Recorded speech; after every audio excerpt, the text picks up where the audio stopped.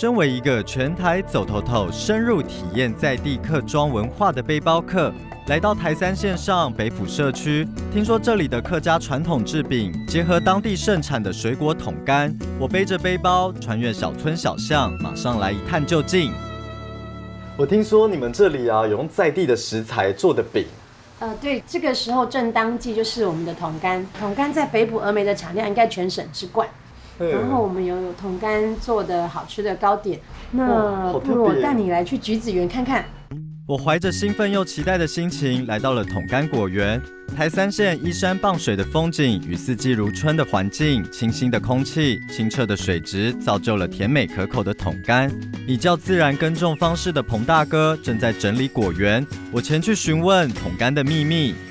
哇，我刚刚去那个饼店啊，它里面的那个饼啊，都是用你们家的桶柑做的，是为什么？可能是因为我们这里是比较自然方式的耕作方式，所以他会用我的桶柑去做他们的桶柑饼。哦，原来是用自然耕法，所以比较健康。彭大哥跟我开玩笑说着，讲这么多种植方式，不如现采现吃，品尝桶柑比较实在。吃完答案自然就出来了。那这个可以直接吃吗？嘿，当然可以啊，我就是拔开来给你吃的。你是那好，我吃看看，试试看甜度啊。要报告哦。哦，好甜哦，它水分是非常多的。哇，那如果就是口渴的话，就多吃几个。那当然。好好吃哦。身在果园里面，彭大哥与我分享现采现吃的桶柑滋味。一年只有产一次的桶柑，每一颗内外都十分珍贵。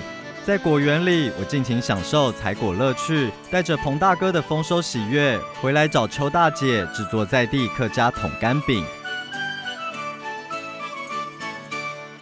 当初怎么会用桶柑融入在料理中？因为好处是它的籽很少，在地这个桶柑产量是最多的。刚好结合当地现有的食材。对。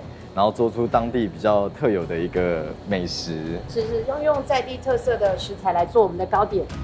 桶柑滋味念念不忘，望着满园鲜艳欲滴的果实，蜿蜒于群山之间的桶柑，果农脸上满是欣慰。